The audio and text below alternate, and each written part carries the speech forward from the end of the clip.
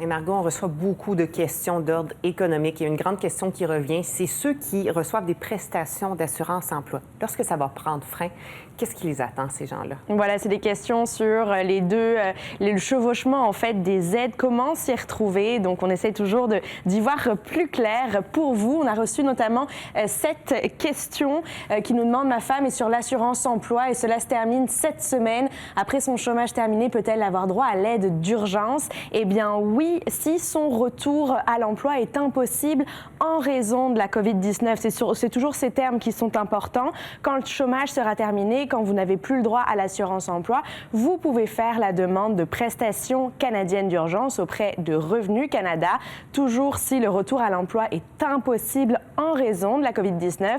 On rappelle que la PCU, c'est 4 fois 2 000 $, donc sur 4 mois, d'ici le 2 décembre. Donc, si vous perdez votre emploi même plus tard au cours du printemps et de l'été, vous aurez droit à cette PCU. Une autre question qui revient beaucoup, Karine, qui concerne les travailleurs saisonniers. Cette question de Guy Thomas: je travaille dans une usine de transformation de crabes et mon assurance emploi se termine en juillet. Si la pêche est annulée, qu'arrive-t-il avec mon assurance emploi? Mais malheureusement, on ne sait pas encore. La question, c'est: est-ce que les travailleurs saisonniers auront le droit à cette prestation canadienne d'urgence? Le gouvernement fédéral s'est dit ouvert à essayer d'élargir les critères à la PCU, notamment pour les travailleurs saisonniers qui ne trouveront pas d'emploi, mais aussi pour ceux qui n'auront pas cotisé suffisamment d'heures pour ensuite se qualifier à l'assurance emploi. Donc, on essaye de trouver le meilleur mécanisme pour que ces gens-là puissent se qualifier à l'aide d'urgence, mais des annonces devraient venir dans les prochains jours, on l'espère. En tout cas, le gouvernement fédéral s'est dit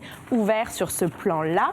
Une autre question maintenant qui nous vient de Gina Hébert-Noël. Une personne de ma famille a appliqué la semaine dernière pour le chômage. Elle l'a reçu. Elle a ensuite reçu le 2 000 $ de la PCU sans l'avoir demandé.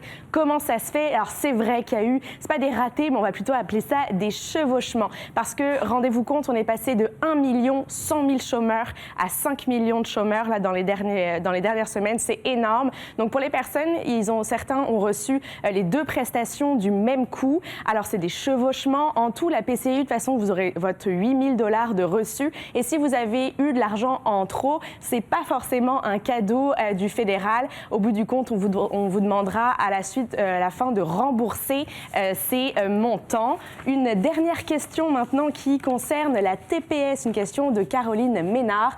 J'aimerais savoir si c'était pour tout le monde la TPS bonifiée. Il y en a qui ne l'ont pas eu. Eh bien non, c'était pas pour tout le monde parce que c'est en fait proportionnel à vos revenus de l'année 2018. Donc, comme tout le monde n'avait pas la même déclaration de revenus, tout le monde n'avait pas le droit à cette TPS bonifiée.